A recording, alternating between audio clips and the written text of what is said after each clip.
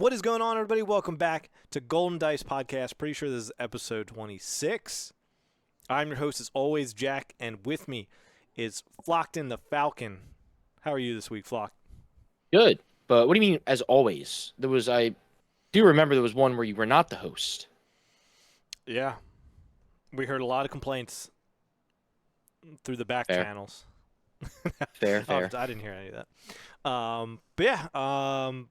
Scott is stuck into work, and Brian is quitting SWU. We had like a small showdown, best of one, last night. This is Thursday. We had a Wednesday night. And Flock brought a very janky Luke mono blue deck, and he went 2-2. And Brian brought a serious Pout blue deck and went 2-2. And I think that broke Brian a little bit. Just a little bit. So he is might be MIA from games this weekend. Spoiler review. We'll see how we can lure him back in. He was very happy when I was like, drinks? He was like, yeah, let's go get some drinks. Oh, yeah, we went to Applebee's after. We quickly drank like 4 beers. One end of the table was celebrating, the other end was not doing too hot. But yeah, before we jump into the showdown, Flock, we're going to play a blind ranking game with you. We haven't done this in a little bit. It's just us two. Dude, in our pre-podcast rundown, you did not tell me this, so this is really a blind. I like this. I like putting the pressure on. Oh my gosh. It's like a pop quiz from school. I always hated them. Yeah, I always hated them. So anybody who doesn't know, or first time like hearing us do this, what we'll do is go to swoodb.com, and towards the bottom of their page, there's a random button. We hit the random button and get a new card, and the person we're doing it with will blind rank those cards 1 through 5, 1 being the best, Tyler, and 5 being the worst. So you get 5 cards. You don't know what's coming back. I don't know what's coming next, and we go through them and discover together. And this does include set 2 cards, so it could be cards that you have to theory. No. I'll read them to you. Don't worry. But okay. So I haven't read any of the set 2 cards yet. I know you've been all our spoiler reviews, but you haven't read a single. I don't. Yep. All right, so the first one you actually did read. So this is gonna be your first one. Ready? I remember you reading this because you had a hard time comprehending it. Probably. That's all the cards. Unexpected Escape. It's the pay 1 event. It's a vigilance. It's a trick. It's exhausting unit. You may rescue a captured card guarded by that unit. Yeah. So pay 1 exhausting unit and then rescue a captured card. Behind that unit, right? Yep. Okay, so I'm going to exhaust the enemy unit for 1. And then, so it's much better. I feel like it can be better than, what, Asteroid Sanctuary, potentially. They're both tricks, which is neat. This is 1 cheaper. It's 1 cheaper, and it also allows you to get around the mechanic of the game. So, I'm going to put this probably at a 4. 4. Because it's very like specific for this set. Yep. All right. Let's hit that random. Next one up, another set 2 card, the Millennium Falcon, the 6-cost one. The space unit, cunning heroism, 5/5, underworld vehicle transport. If you play it from hand, it gets ambush, but you can also smuggle it for 6. Well, this is pretty good. How much does it normally cost? It costs 6 either way. So so this is what we're talking about, where basically the smuggle cost is the same as its actual cost. So, I like this one a lot. I'll probably put this one at 2, because I feel like, especially with smuggle, it's a great kind of situation where if you get it turn 1, you're like, all right, well, usually your high cost and mid to end game are a resource in the beginning. Well, now you get to possibly play it at the same cost. So, I think that's going to be very, very good, especially with the smuggle. So, I'm going to go with 2. So we got Unexpected Escape at 4, Falcon at 2. Yeah, wait, is 1 the best? Yeah, okay, buddy. We got Queel. Or what did you say him? I'm trying to remember how you said it. Queely? The two. QE or something like that. We at the end. QE, the ground unit, vigilance, heroism, 2 attack, 3 health, fringe, restore 1, and on attack discard a card from your deck. If it shares an aspect with your base, return it to your hand. Ooh, yeah, that's Does it have an aspect? I forget. When you said that. Does what have an aspect? That card. Yeah, it's vigilance heroism. So It's blue hero. vigilance here. Okay, that seems pretty good, especially like on mono blue, where you know you're gonna get vigilance. So, I can see this being very good, especially with like more cards coming out. We have more. Like I already messed with the mono blue Luke heroism. It was like a lot of times where I was like, okay, what do I put in for 5? I had nothing for 5, and it's like snow speeder. What do I do for this? So when we get more cards, mono's gonna be good. So I could say, I'll put that good old 3. But he's a 2 cost. Yeah, He's but I'm easy. saying like, as we get more Oh, cards, yeah. it'll fit in the blue. More mono blue would work good, so it fits in that thing. Because even then, I was like putting some. I was like, I almost put in like Oh, yeah. volunteer soldier or something like that. So Yeah. All right, so we have 1 and 5 left. yeah, I love doing this. It makes it interesting. Van Brace Grapple Shot. 2 cost upgrade, a single vigilance aspect. Attached to a non-vehicle unit. Attached unit gains on attack, exhaust the defender, and it's got +2/+2. Item, armor, weapon. I like that. Go 1. You're going 1 with the grapple shot? Yeah, with the upgrade. Yeah, heck yeah, dude. Wow. Unexpected. Upgrades are gonna be good. I feel like so. I hope you get burned so bad. Let's see what this last card is. Oh, you got so lucky. This might be actually one of the worst cards I've seen so far. Let's go. The 5th and final card is Freetown Backup. The 2 cost ground unit, command heroism, Oh, 1 attack, 4 health, fringe, on attack, give another friendly unit +2/+2, and you can smuggle it for 4. yeah. I'm going with 5. Well, you have to go with 5. So that's not bad. Well, That's not, yeah. I mean, Yeah. you know, grapple shot at 1 is a little rough, in my opinion. But the rest of it seems pretty fine. Falcon, Sweet. Queel. Oh, well, grapple shot, Falcon, Queel, unexpected escape, and Freetown. So I can dig it. I can dig it. All right. Well, that is that for the game. I'll give you passing grade, fuck. But we'll go ahead and I guess jump in. We've been playing a little bit of set 2. You just most recent playtest session. Playtest, I guess I should use in quotes. Got the chance to play a little bit. How you feeling about set 2 so far? Anything? I know you played a Cad Bane deck and you played a Fennec deck. Yeah. You forgot you were gonna play GI, but that Yep. paper got left home. I don't know where those papers are. They weren't down here. Maybe it like fell when they printed out in the printer. It fell down the ground. I missed it. I don't know.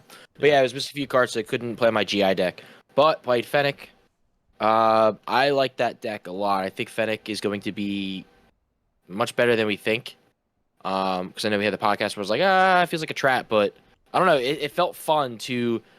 At times when I wanted to ambush, even though you're paying the extra cost, it was worth it. Because there's been plenty of times where you have some weird, awkward rounds where you have a floating resource anyway. So sometimes I'll take that to get it. And especially with a lot of the units that have shields, it's great to ambush in with a shield. So this Crafty Smuggler was good to ambush in with. And then even using the disabling Fang Fighter, ambush it in to defeat a shield and then attack and then trade. What felt really, really good to do. So there's some really cool stuff you could do with Fennec with the ambush thing. But then also the DL 44 blaster. Yeah. Won both my games. It was like very good. You're sitting there, okay, what could he have in his hand that could kill me here? And it's like, it's not my hand. It's boom. Smuggled it out. Because that card is very good when you smuggle it. Because it gives you the it's 2/2. like the only way you want to play. 2/2 plus you get to attack that, and it's like, okay, it's like an ambush. So I like it. I like it a lot. And it's ambush, but you can attack base. And that's how I won both my games. So, yeah. Yeah, Hotshot's That's what Hot Shot something. Hotshot DL 44 blaster or something. Yeah. No, that's a card that I have. Its base aspect is red, but the smuggle cost is yellow, and so pretty much in every yellow deck I've put it in. I'm not. Every time I add it, I'm playing it like it's a yellow, just 3-cost card rather than the 1-cost red. I'm sure there's situations where like, I should just just paying 1 lets you curve out your turn a little better. It could be relevant, but in general, yeah, dude, just paying 3 for like a surprise strike that stays on, the power stays on you is pretty good. Pretty good. Yep.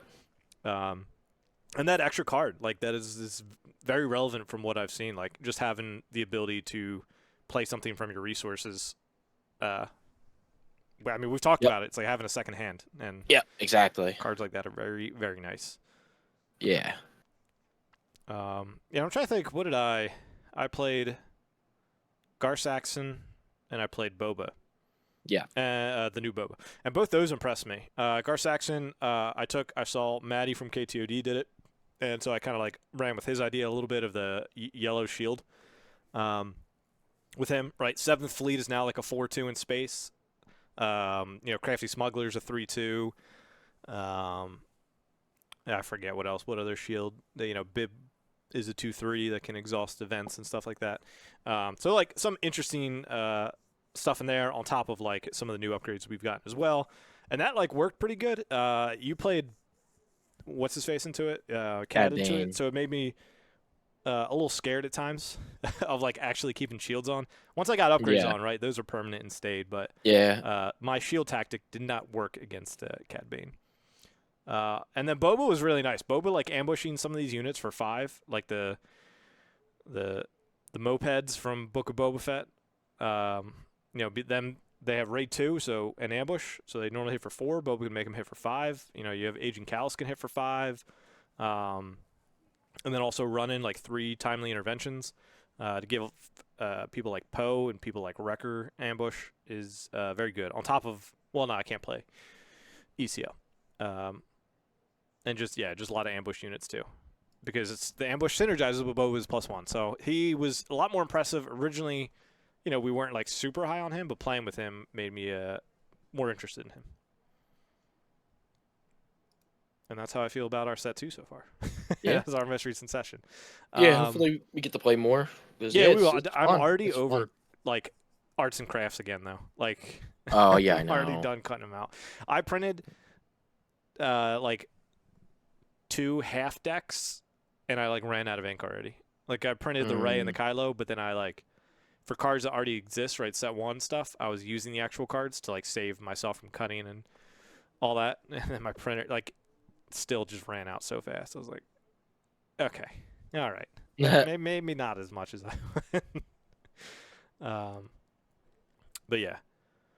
So we'll meander on over and talk about our showdown. Flock, you want to talk about what you brought, what you played?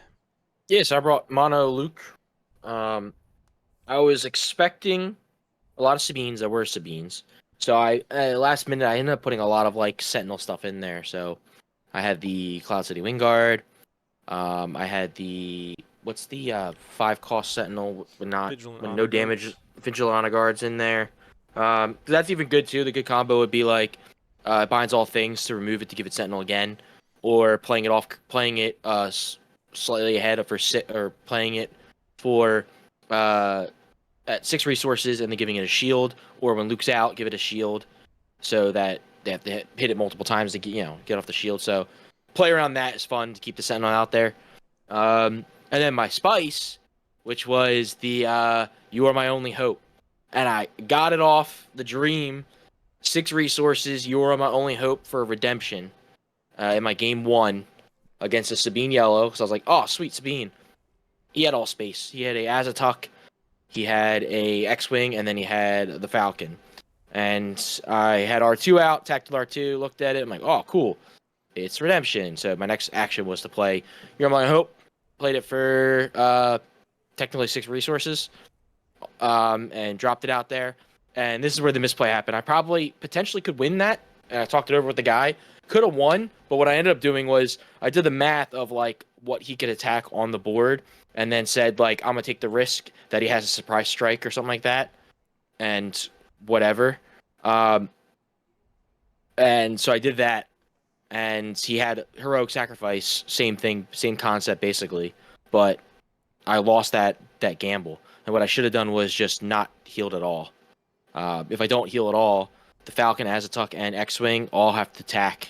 Even with a surprise strike, 2 of them would have to attack and basically die to kill me. So if I do that, if I don't restore any, I actually live. Or, yeah, I survive, and all of them die to trade in. So, basically. So, yeah. And then I lost, basically, on that, because Luke was already out. And I had stuff in my hand. I had a Kanan. I had a Yoda. Like, I had stuff I could do afterwards. So if I play that correctly. And this help doesn't help that I had no reps, so I was like, oh yeah, I probably should have done that. So now going back thinking like, okay, when I'm playing this kind of a deck, it's like I just sometimes you don't even want to heal because I have a Vigilances in my deck, so I can always heal 5 later on. I had a Yoda and all that stuff, so I should not have healed. But yeah, I lost game 1 to Sabine, which I was hoping to go against Sabine because I had a whole bunch of I teched for Sabine. So lost that game. Second game was a bye, so that was fun. And then so my third game was against Brian, and I lost to Brian. He beat me because I was going for Boba Sabine and kind of gave up on against whatever control. Kind of gave up.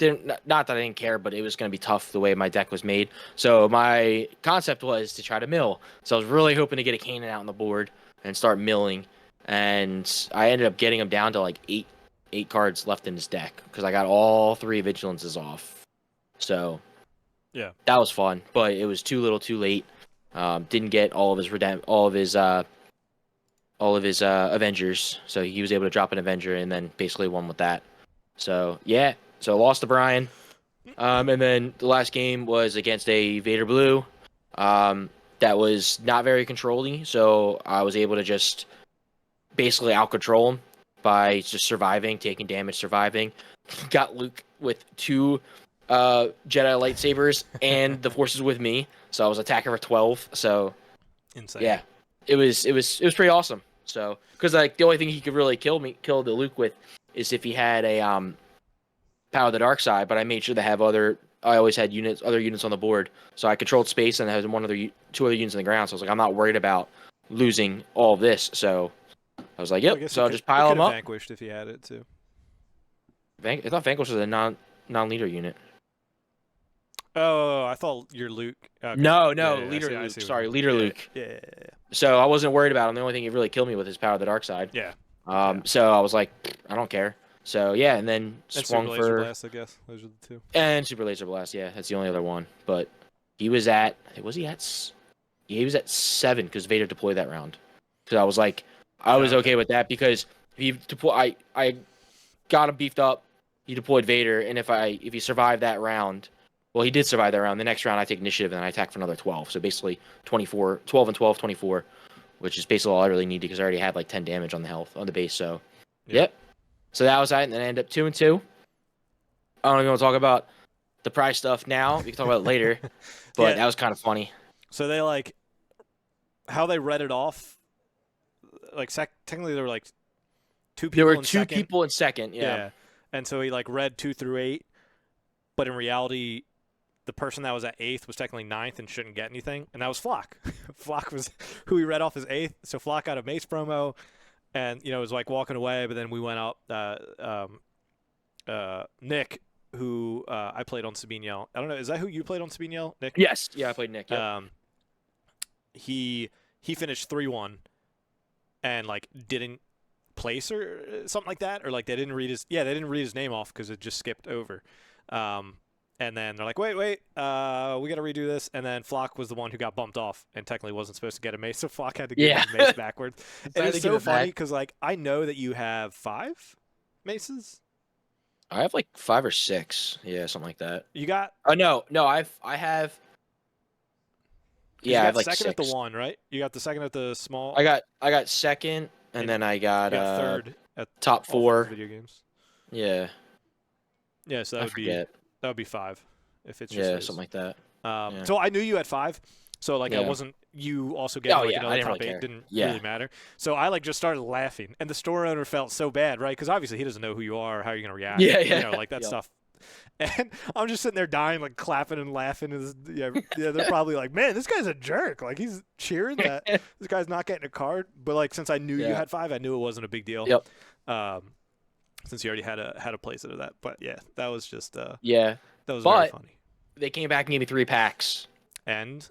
And I pulled a home 1, a Hyperfoil Bright Hope, and a Hyperfoil Delmico. Yeah. So I can sell them, and it pays for whatever. I think I'm just giving the home 1 to Josh. I was like, hey, anyone here need what home 1? It's only home 1. Sadly, is only going for $9. So I was like, I don't really care about selling it. It's too much time. I'll just give it to somebody. So Josh was like, I have 2. I could use 1 more. I'm like, all right, there you go. I'll give it to Yeah. you. So yeah. Cool. Then I played Boba and went Boba ECL went 4-0. It was the best one. I don't know if we said that. So like obviously not like a high stakes event. 15. It was capped at 16. One person didn't show up, so there's 15 people playing. I played against the Vader player that you had mentioned, round 1. Then round 2, I played against. I played against Tyler Eugene in a mirror match, which is like super tricky. But I was able to like had better draws and get ahead on my deploy of Boba. So if he wanted to deploy Boba, he was like deploying into a Boba ECL, and his Boba would just die. So he couldn't really do that. And I stayed ahead. He was able to kill one of my steadfast, but then I had recruit to go grab another one, so I was like threatening that, and I didn't use ECL in the first one I played because I knew he had waylay, and I didn't want to just like ECL because he didn't deploy into nothing. It was just a very weird mind gamey game, but I was able to pull that one out, and then I played Sabine Yellow against his brother Nick and beat him, and then I played in the final game against Gary, Sabine Yellow, and beat him. Both of those were very stressful. I think I had 3 health left against Nick. I think Gary I stabilized a little bit more, but I don't super remember. But I got to use the Fet's Fire Spray action for the first time in a long time. There was like a point against Nick in my game 3 where it was he had an X-Wing out. I was going first, but I knew he had a Falcon because he brought it back earlier. I was like, there's no way he resources that, right? That's one of the best cards to play out of hand to deal 3 to base. And so I had a ready Fire Spray. I didn't want to attack my Fire Spray into his X-Wing, so then he had free reign to play his Falcon. So I spent 2, exhausted the X-Wing, and then just kept my Fire Spray ready to threaten him playing that. And that was how a lot of the rounds went, was like I had a Steadfast, a Boba, and Boba my leader, and Fire Spray out. And like I would hit the base for 7, and then just not let him play anything else, because whatever else he played, I killed it with Boba. I killed it with Fire Spray. So I just kind of kept his board small, and I used the same strategy for 2. I mean, Boba's pretty good in 2 aggro, even though yellow kind of scares me because of Sparks and Falcons. But yeah, we got there. So won a showdown, but wasn't anything crazy. Just a best of 1. Oh yeah, nothing. Yeah, no big deal. No big deal. Well, hey, I can't. Yeah, I joked with you at Applebee's that I was like, hey, remember when I said like best of 1s are a little bit more random, because I forget, we were like joking how you got second. I was like, it's best of 1s, it doesn't really matter. And you're like, kind of hard because you can't sideboard. It's still tricky, yeah, because you have to. But at Applebee's, I was like, I reversed my take. Best of 1s are the hardest things to do in the world. This is a great. They're very hard. Nobody can tell me otherwise. Yeah. No, I mean the best of 1 is a little tricky, especially like normally like my deck is made for the ones I make are made for best of 1s and sideboarding for matchups. So you gotta like, unless you fix the deck, you have to basically tech for either what you think the scene's gonna be or an average. So you do the best if you see anything else. So you kind of got it. So best of 1, I don't think it's easier, but I would definitely not say it's easy to win the best of 1, because all you got to do is, have a terrible opening hand where you do 2 mulligans with your 12 2-drops. You do your 2 mulligans, you don't see one, and then you don't have an opening play. So it's like that happens every now and then. Best of 3, you mitigate it because you have 3 games. But best of 1, you got that 1 game to do that. So sometimes in best of 1s, I don't even really like the mulligan unless I absolutely have to, just because of that fact. Because if you don't get something you need, you're screwed. Yeah. It was really the reason why I didn't play Churret, because I think Churret has good game into both aggro and control, but like, the Churret list that we play is a little bit more skewed towards having a better like Sabine and Boba matchup, whereas then the control's a little worse until you can sideboard, because then you can bring in the other 2 K2s and the 4 surrenders, and I just wasn't comfortable doing that. So I was like, I feel like Boba ECL is just like good into some stuff, and as bad matchups, it still can pull a win, against control if it just out aggroes. It's an OB. So if you hit the OB, you're fine. Yeah. No. Yeah. I guess. I mean, I guess it depends on control. Sometimes it's like I don't really need to OB. Oh yeah. Yeah. But like hitting surprise strikes or like my cunning Yep. for random discard and like a +4 could be relevant. But I mean, yeah, Obin, I think I against the Vader deck, even though he wasn't like super control, he was doing a lot of like force package stuff.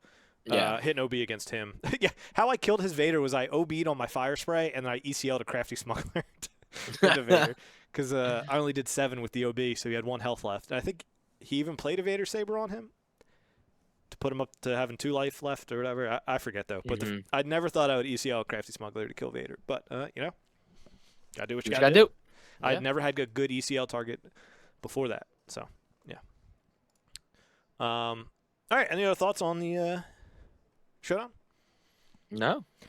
All right, we're gonna roll over into our tier list. This was actually before Palpatine was spoiled, so this tier list is going way back that we did, because you'll notice as we go through, there's none. But we're gonna look at mine, and we're gonna look at Flock's, and Brian did his. Was gonna include it if he was here, but since he's not, it was generally pretty similar to mine. But yeah, this had to be like. Gosh, I wish I didn't exit out of it so I could go go look at it, but not a big deal. I think it was like episode like 13 or something. It was a little while ago. So yeah, before Palp, which means like this had to be like early February, late January-ish. So a little bit. The meta has certainly changed and evolved and all those other things. But yeah, I tried to recreate our images because the old ones were blurry, trying to grab them off YouTube. But we're going to jump over. We're going to look at our list, and then we're going to build a new one for where we think set 1 kind of went, as we're, within the last, 3 weeks is pre-release? So we're getting close. Mm-hmm. We're getting close. Yeah, so we'll jump in. We'll quickly look at mine. So mine is what you see, and in S tier I have Boba, Leia, and Sabine. I think when I copied over, I did it wrong. I think Sabine should be ahead of Leia, but... I'm not going to double check that, so we'll go with what's here anyways. I have Luke, Krennic, and Vader, and mine are in order, and Flock's aren't, by the way. So, like, my S tier, I'm still ranking them by the best S tier. Like, I think Boba is the best S, and then Leia, and then Sabine. Or really, I think it should be Sabine and then Leia. But Flock's is just literally, here's all the A tier decks, here's the B tier decks, here's all the other ones. I'm lazy. Yeah, he's like, I didn't know you do that. I was like, what tier list have you ever watched? I've never really watched tier lists. Dude, those are the most clickbaity things out there, dude. They're like the best. or the tier list I've watched. They go through all of them and just put them where they go, and they never reorganize them. Oh, gotcha. That's true because I've they're never probably stacking them in that order. Yeah. Yeah, I've never seen it. It's always just been like, oh, where do you think this person goes? And you put them there, and where do you think this person goes? And then just kind of goes over. Yeah.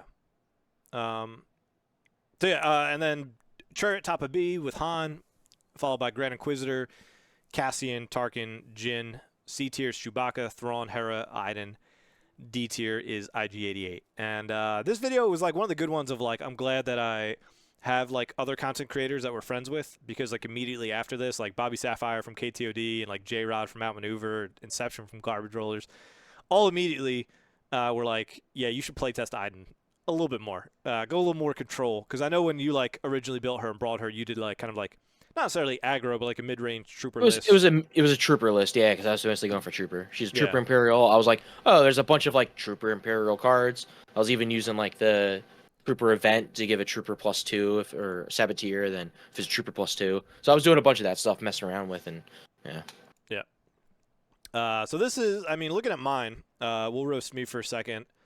Like Luke is higher than he should be. Like Tarkin's higher than he should be. Jin is higher than she should be. I was definitely on some copium for Jin of just like hoping like there's got to be something there, and there wasn't, and there isn't. Iden had to be way up, but Luke could definitely bump down. But I think and Leia's too high. Leia's definitely too high. I mean, I think her just being just worse aggro than Sabine, and also just losing to Sabine, I think just makes her in a tough spot. I don't think she's bad, but it's just like the way the meta played out. She just like had really no place to kind of fit consistently. But she like definitely like she's won showdowns. Like she's not by any means like a bad leader or anything like that. It's just, she lost to the other aggro deck and she wanted to be an aggro deck type thing. Mm-hmm. Yeah, Han should probably be a little higher. Like Han Green's shown to be a really good deck in the meta. Luke didn't really have any big showings. I mean, he had some good placements in like the Florida and the Richmond 5K events. Richmond might have been 4K. But really nothing like too crazy. Vader Blue kind of carried Vader. Cassian never really found a home. Tarkin never found a home. They're like good. And then Grand Inquisitor, I think, is like, he still seems appropriate. Like middle of B. Like he's a good deck. He's better than a lot of stuff, but he just gets blown out by Boba decks. And that's why you can't really play him. Yep. So that's mine. We'll hop on over to Flock's. Flock, you have Boba, S tier. A It's the tier, best you got one, by the way. Luke, Vader, Sabine, Leia. B tier, you have Han, Krennic, Chewie, Grand Inquisitor, Cassian, Chirrut. C tier is Hera and Tarkin. D tier is Iden, IG, Thrawn, Jin. Yeah. I think you got some stuff better than me, right? The Jin all the way at Heck the bottom. yeah. Jin's But at I the mean, bottom. Luke probably too high, but I also had him in A.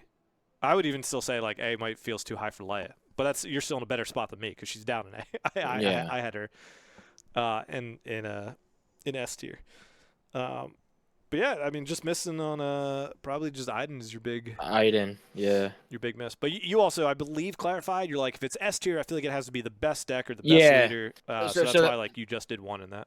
Yeah, so my thought process is like when you look at the tier list, I wanted like S tier to be like the best deck, like that I thought was the best one. So I thought at the time, I still kind of think it like Boba is the best deck overall because it's a good mid range, it's good into everything, and no matter what color you splash in there. So I still think Boba's the better one. So if we're gonna do this again, I'd still probably pick Boba over even Sabine, just because if you want to do Boba Control, you can do Boba Control. You want to do Boba, mid range. Pick your color, what you want to do. So, but yeah, so I wanted that one to be like the best one, and then all the A's are really good too. That's what I was going for as well. Yeah, really good decks. Yep. Yeah, I agree. And again, note we did this before Palp came out, so that's why Palp is not here. And you'll be like, the question is, all right, well, where would you put them? Well, we're gonna go ahead and make a tier list together. Me and Flock are gonna do the definitive tier list for set 1, and our approach to the list the first time, we're like all encompassing of the color. So, just trying to think who's like a one trick, probably like Luke, right? We're probably going to value him by green. You know what I mean? Like Luke green, even though like Luke red, Luke yellow are a little bit rougher. Blue's a little rougher now. Luke blue. Not that rough.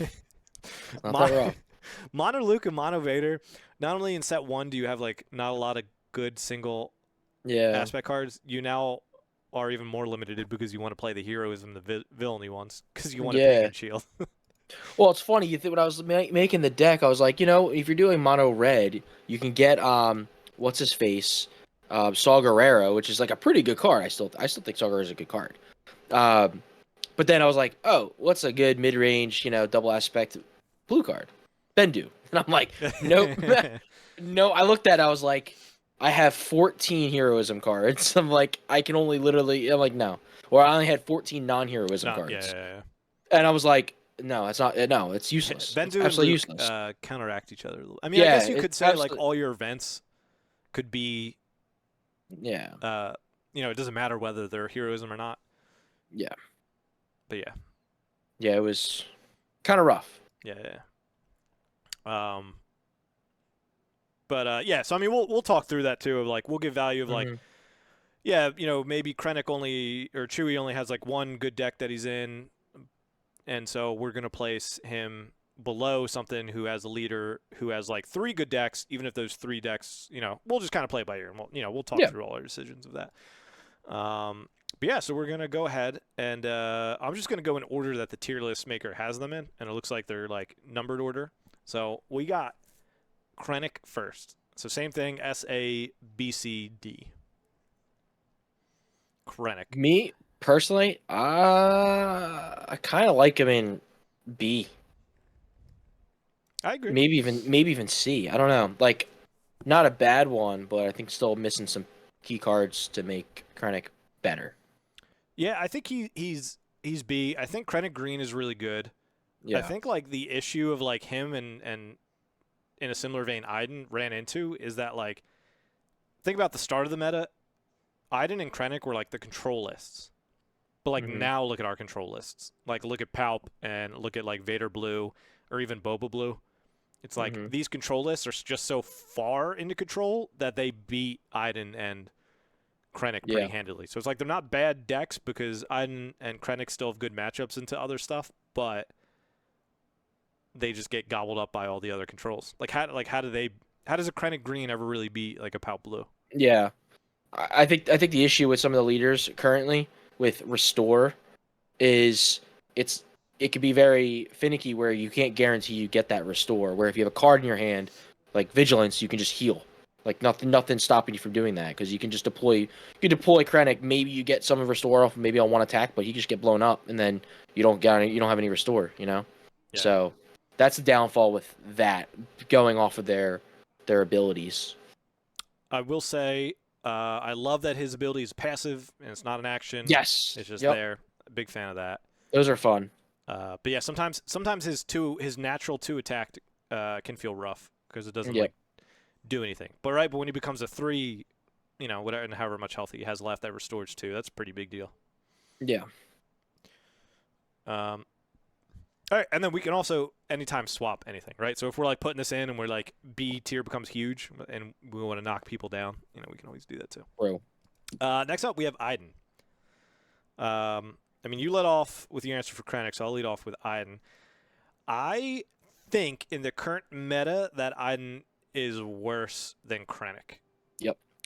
So I like want to say C, but I'm gonna go ahead and start like the bottom of B right now. But she Yep. definitely could Okay. be bumped. I can agree.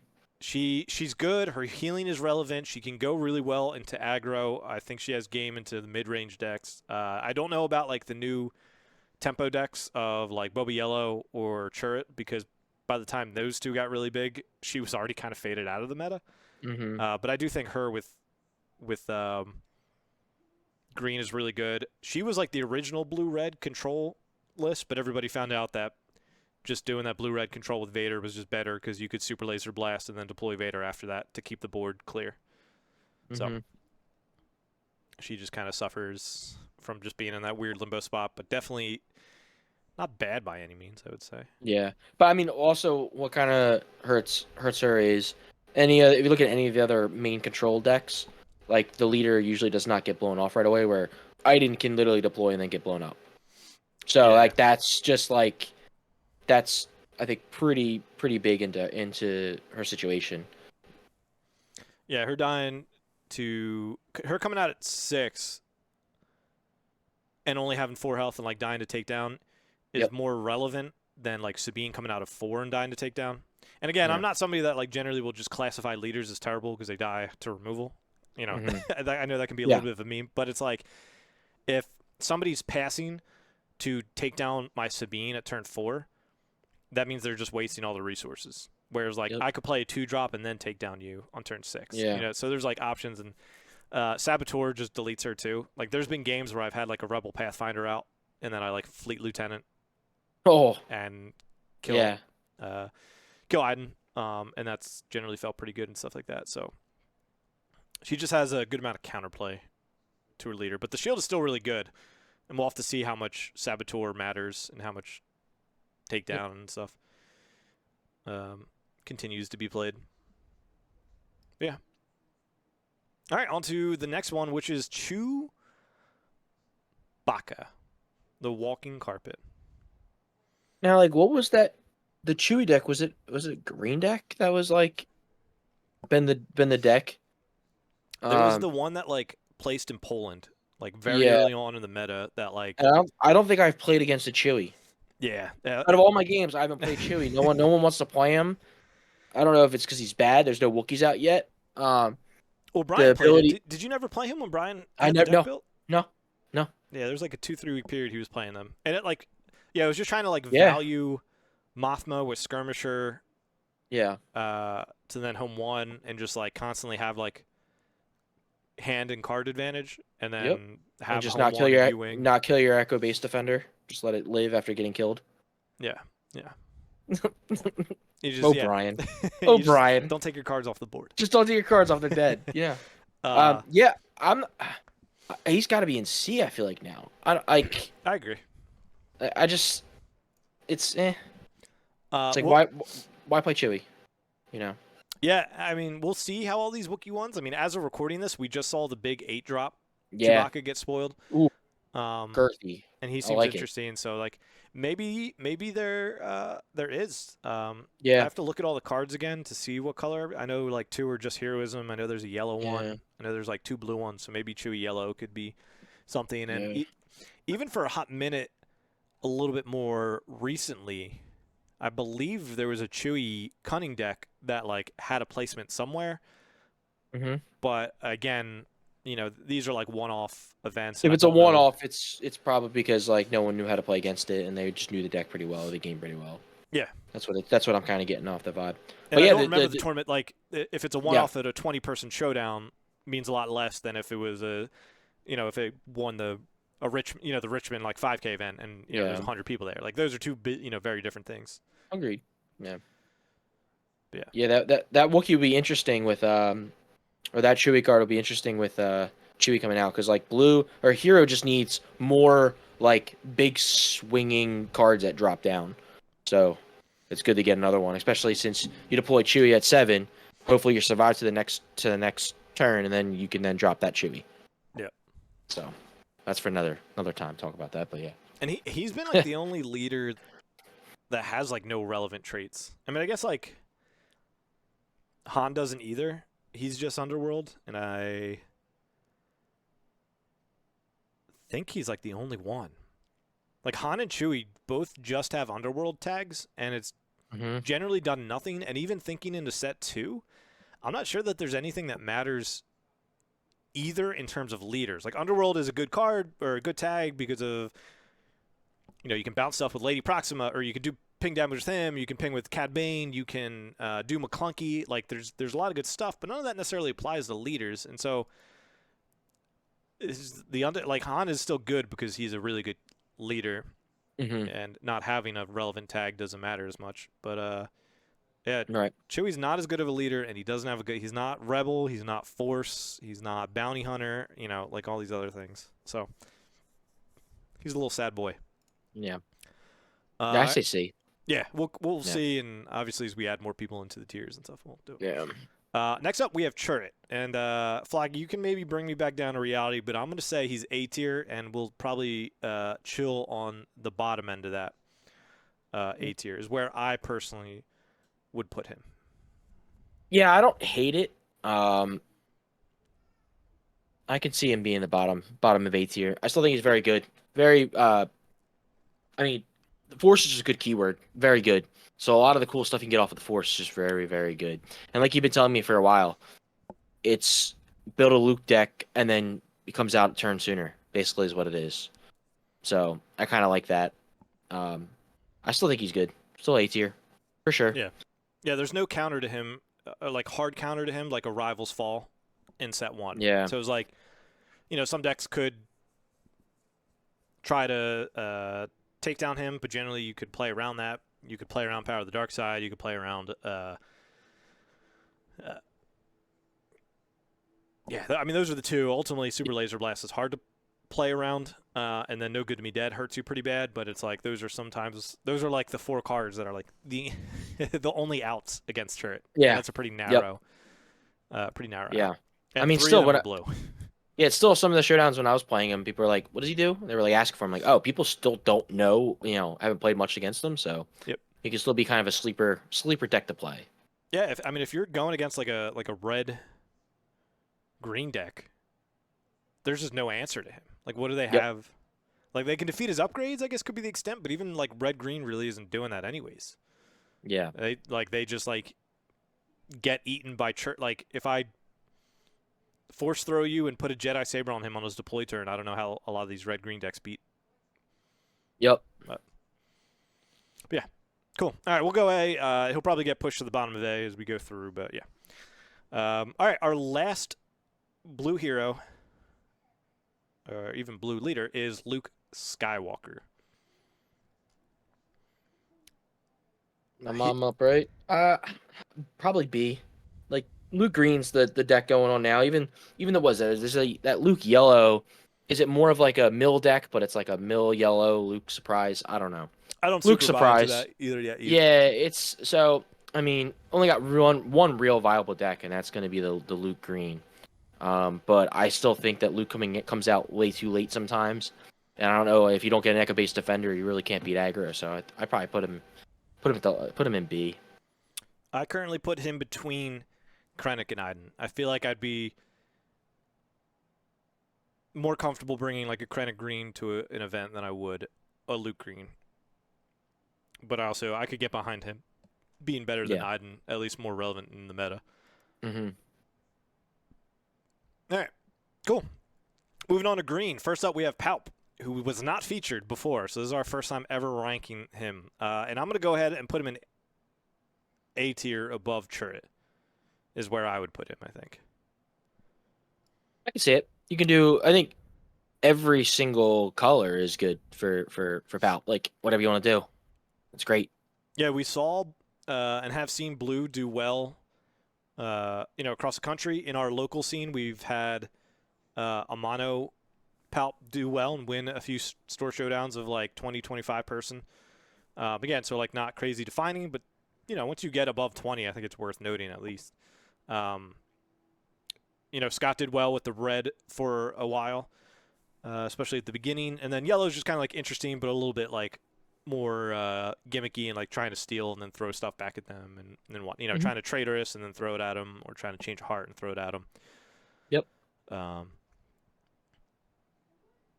yeah, I think he's good, and I think he's only getting better this next set too. So I mean, I like him. I think he's better than anybody else we've talked about so far. Mm-hmm. Yep. All right, next up we got Tarkin. Where would you like to play some Flock? I'll let you lead off. I like Tarkin. He's got to be either C or D right now. Just feels bad. It's too slow. I like the ability, but it's just too slow. You're playing down a curve, and I'd prefer a shield over an experience token sometimes. If you're gonna compare him like with that, To Luke, yeah. I take a shield over experience. So yeah, I'd probably end a C, almost D, honestly. Yeah. Unfortunately, I've got him behind Chewie and C right now, but we can definitely bump him down. Yeah. As we Actually. like finalize that. Yeah, he's just like he's too slow, and then his like deployed side just feels so weak because if there's nothing on the board, he's literally 2-7, just does nothing. Like at least Rey has gotten compared to him, but it's like at least Rey can buff herself once and has restore 3. I know she comes out a turn later, but I don't know. He just sometimes feels like he does nothing, and there's not a lot of more Imperial cards coming out either for set 2, so I'm a little worried for the guy. Yeah. Yep. But It's sad. I agree with you there. All right, next up we got Hera Syndulla. Gosh, I mean D. I mean, yeah. But it's also just like, is she that much worse than Tarkin? So it's like maybe Tarkin should just go right down to D. I don't know. I feel like Tarkin would be better than Hera, personally. Because I think Tarkin blue can have potential legs. I've been seeing that popping up a little bit more. I was messing with it. Like it can have. I mean, blue is just very good. Green is very good. I mean, so like you can take any blue, together. especially if you're in villain. So I mean, like, so I think that could be much better than Hera, because Hera can do blue green, but Hera's, you want to go off her ability, so you're gonna have a bunch of other stuff, and it's too slow with this meta, and it's just too cute. So hopefully it gets better. Yeah, I guess the potential advantage of Hera is you probably still have ECL, where Tarkin generally won't stay green. And Hera gets Spark Rebellion, are like the two ups that I give to Hera over Tarkin. Yeah. But the fact that Tarkin splashing 2 colors and getting 2 set, like if you stay mono green, your removal's terrible. Strike True, Command, Carabast if you want to have it because it's a and then OB card. Yeah, you could flex OB into pay 7 for it. Yeah. But then then you look at Tarkin and they get Power of the Dark Side, Takedown, Vanquish, like Super Laser Blast if they want to go with like a more control route and go further along, and then Avenger at the top game and stuff. Yeah. All right. Next one is Leia. Is it my turn? I'm getting confused. Yeah, it is your turn. Okay, you gotta like point out, dude. All a blur to me, dude. Leia. Yeah, unfortunately, I wanted her to be better than Sabine. My prediction was like she's underrated. She's better than Sabine than people think. But and it was mostly based on of like Rebel Assault, all those cute action cheating stuff. But Sabine just comes out a tier and sooner and does so much more. So she's definitely way below Sabine. I'd probably put her B tier now at this point. Yeah, I'd put her B tier. Honestly, like this row of B tier, all like Krennic definitely feels like the best of them, but like Luke, Iden, and Leia all kind of feel like around the same. Yeah. I've got her at the end right now, but at the bottom of it. But she definitely could I could see arguments for her above Iden, but I think Iden just struggles from like a bad meta, whereas Leia just like is going to struggle into those things no matter what. And also, again, she's probably not getting many rebels to continue on with her. Whereas like Sabine as an aggro deck can evolve past rebels where she has to stay there. Mm-hmm. So, I mean, set 2 and 3 probably not going to be a lot. Who knows what 4, 5, 6 bring. But yeah. All right, next up, we got Darth Vader. He saw a lot of play with green early on, some decent success. Eventually started to get phased out because I think just where the meta was, aggro started to take over. And a lot of early Vader lists were leaning into like more of a force package a little bit, right? They ran like Fifth Brother, Seventh Sister, some stuff like that, which generally all pretty terrible into aggro. And now he's evolved to, he can still be green, but he's more like Cell Block Guard, Royal Guard, like, kind of more just like a general package, maybe like one or two rooks in there. More of just like a mid-range, like standard mid-range of red-green with some good removal and some good units. And then also Vader Blue was a huge thing. Just control deck, trade card for card, get to Super Laser Blast, and deploy Vader after. Was like the win con. He's like hard. I mean, he's probably got to be above Chirrut, right? He's probably A. I feel like we're gonna end up shifting some of these people down like a row or two, but like I feel like he's got to be above Chirrut. Yeah. I mean, Chirrut didn't win anything. As it stands, it's like Vader Blue won like the biggest American event. Yeah, I can see that because you got two good Vader decks. Yeah. And there even could be an argument he should be above Palp because he is a control deck that won, whereas like Palp's just won some. Like Palp's won a decent amount of events, but Vader won like, the biggest. I'm gonna go ahead and I'm gonna bump him above. Ooh, spice. No. I'll put him below Palp. I wanted to get spicy. But that's where I think I would put him. Above Chirrut. Because he has some good finishes. I think green is still solid. Blue's really good. Mm-hmm. And we can take the direction of S tier of having like a few decks. Like, but in my mind currently, like I put Boba and Sabine in there would be my two, I think. Yeah, same. But we're not there just yet. Just yet. All right, next one is Flock, Grand Inquisitor. Grand Inquisitor. How big's our B tier? Because like, I feel like Grand Inquisitor is probably one of the other only ones that you can flex any color that's pretty good. B, we have Krennic, Luke, Iden, Leia. All right, like we're filling up the B. So he does feel like the last B tier though, at least. Yeah. Like looking ahead, we still have IG-88, Cassian, Sabine, Boba, Thrawn, Han, and Jyn. And I don't think any of them else are B. You could maybe say Han's the top, but like I think he's probably A. Yeah, I'd say Han probably A. So yeah, I can stick with Grand Inquisitor being B. I mean, B's going to be the biggest one anyway because it's middle of the road average. I mean, designers did a good job. I think it's great. Yeah. So where do you think he? falls on that? Better than Krennic? Better than Luke? Better than Iden? Better than Leia? I think feel he's like better. I think he's better than Iden. think he's better than Iden. I'll give it Yeah, to him. that's what I would say. I'll give it Yeah, to him. I've been loving that. I almost played the yellow deck with dude. Falcon Yeah, with him. that yellow's fun. Even messing with the mono aggression was kind of fun. Just Mm. was because you got good stuff. Good stuff with that, especially while you're playing them. What's that other rallying cry? The double red, which is good for him. So, I mean, stuff like that. Yeah, You because can it gives just throw. Wade, so he can still Yeah. reset stuff. But Yep. yeah, Rallying Cry is So weird, it's though. it's like I don't know, there's cool things you can do with it. It's just still fun to do. But yeah, he's fine for me. Yeah, blue. He feels like he's best in blue, but like yellow and green still feel really good, and red has like some good tricks that can like win with some stuff. Cool. All right, next up we have IG88. I think D tier. Yep. D tier, I even think below. but not last. No, he will not last. end up. Yeah. I don't think he'll end up last. Where is he? Yeah, get that showcase out. Where is that showcase? There he is. There he Showcase. is. Not the worst one, baby. Yeah, I remember. It's crazy to think that you bought him when he hit 90. Now $90. Look at him. Yeah, I mean, he just like doesn't have a real home. His villain aggro has looked rough, but again, that could change.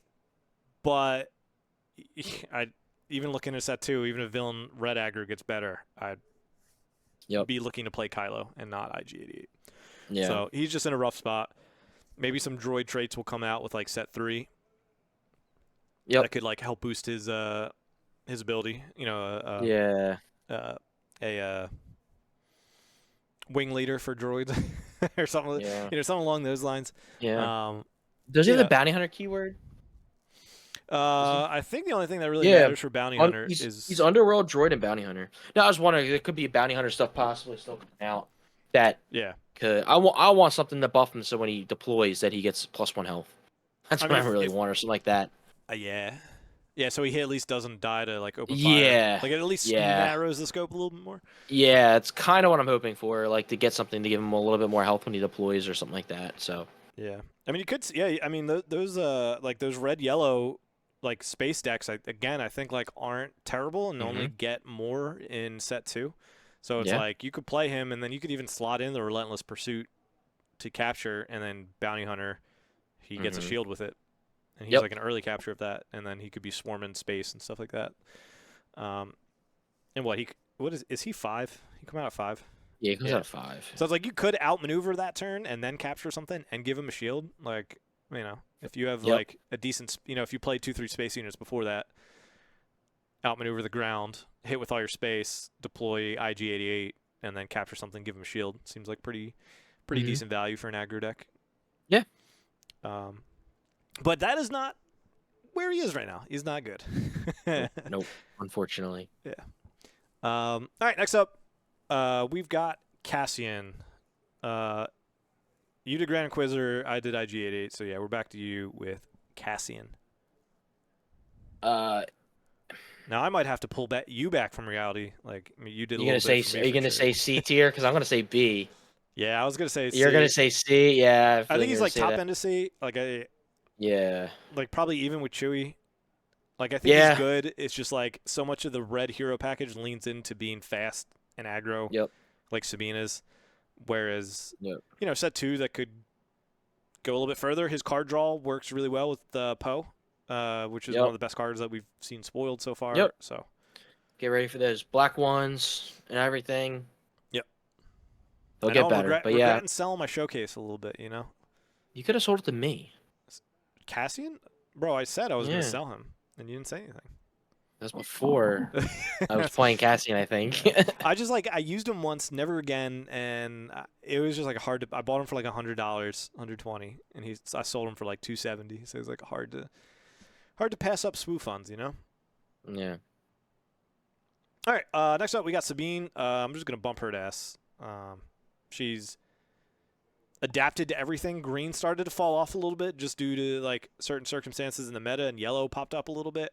But Sabine Green is certainly not dead and is still very good into the other aggro decks, but you could argue like the yellow has a little bit more game into like control simply because Sparks, Falcons, and Surprise Strikes are all very good cards into those matchups.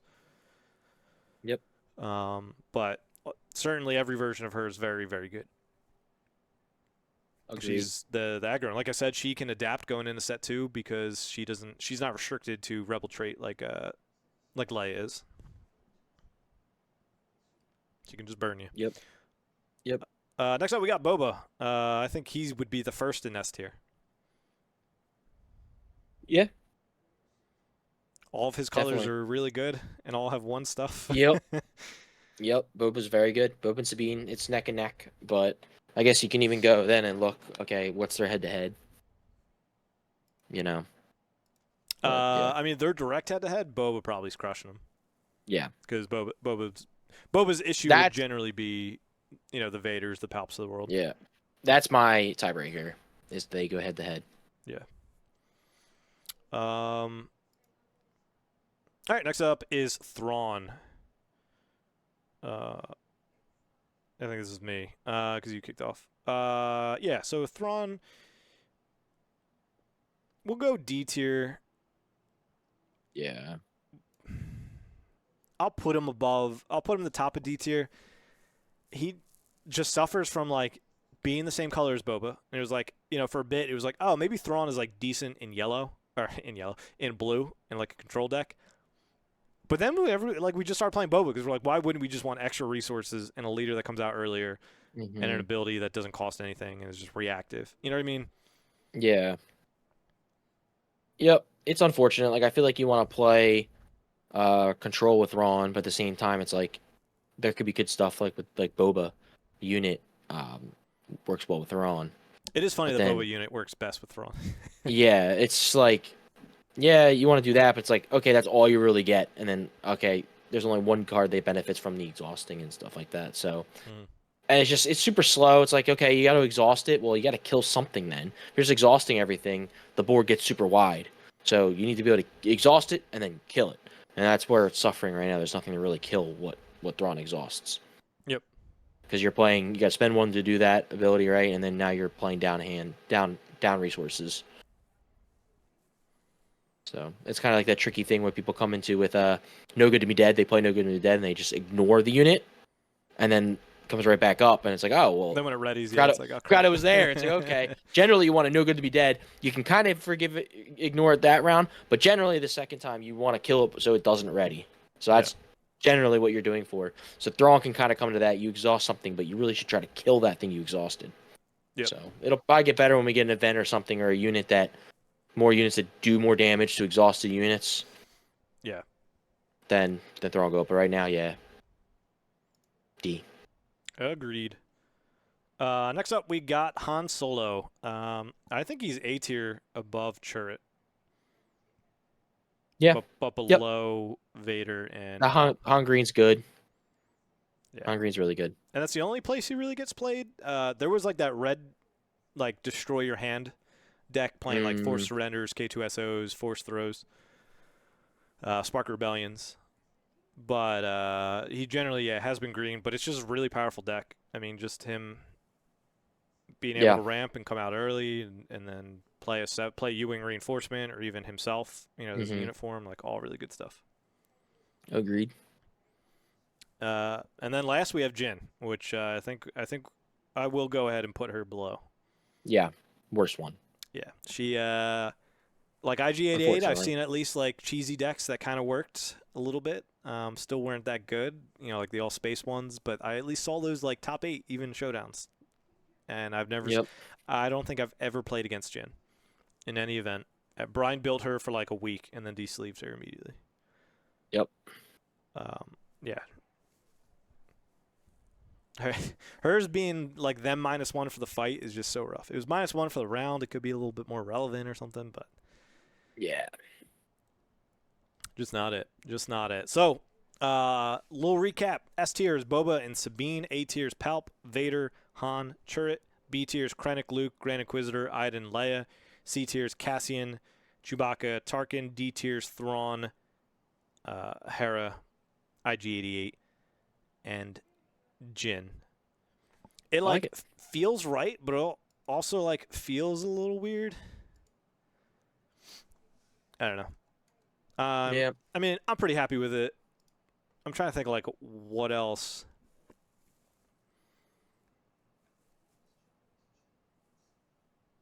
Yeah, I mean, I mean, Krennic and Iden maybe feel a little bit low. Like maybe one of them should be like boosted up to A tier because like that villain control archetype is still good. It just gets Yeah. bullied out by the hard control that we've seen. We might be a little bit biased for a scene because I haven't seen an Iden in forever. So maybe Iden's still other places is still being played more, but Iden's not really played much in our scene, so I haven't seen Iden in forever. Yeah, and So at the showdown last night, yeah, not a single Iden, and I think it was just one nope. Krennic, and I think he went 2-2. It was Krennic Green. Yeah, Krennic Green. But yeah, they're like Yep. still good. It just seems like they've been like pushed out a little bit just because they're like they all lose to Vader Blue, Boba Blue, Yep. the Palp decks. But you could argue that there is that Iden Blue mono blue deck that is like full cheese beat control because it just does nothing but mills and plays restocks to recur the vigilances and stuff. Yeah. So there's that. If you're gonna roast us, if we get roasted, I feel like it's probably between the two of them. We probably still have Iden.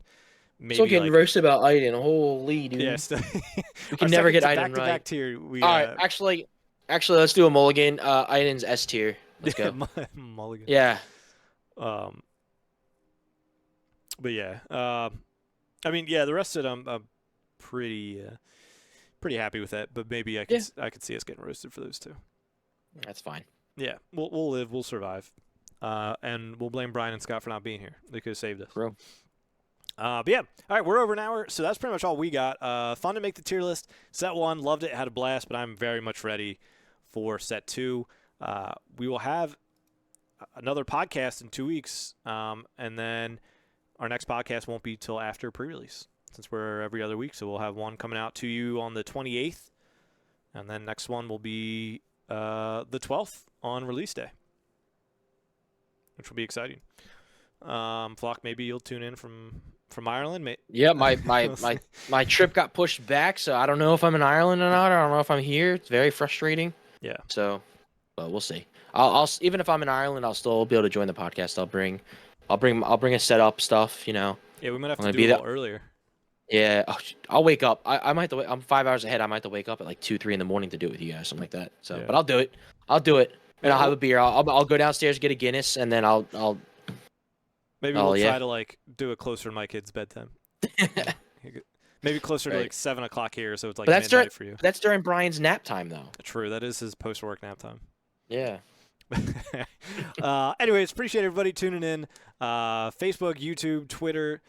All those things. We post daily content, whether it's gameplay, spoiler review, podcast, etc., all that stuff. So be sure to follow us. Love your feedback. Would love to hear how you would have ranked some of these characters. And we'll also be doing another one going into set 2. Whether it'll be just set 2 or trying to add the set 2 into the set 1 leaders and trying to rank all 36 leaders together. Could make for some interesting topics and debate. So appreciate y'all tuning in, and we will catch y'all next time.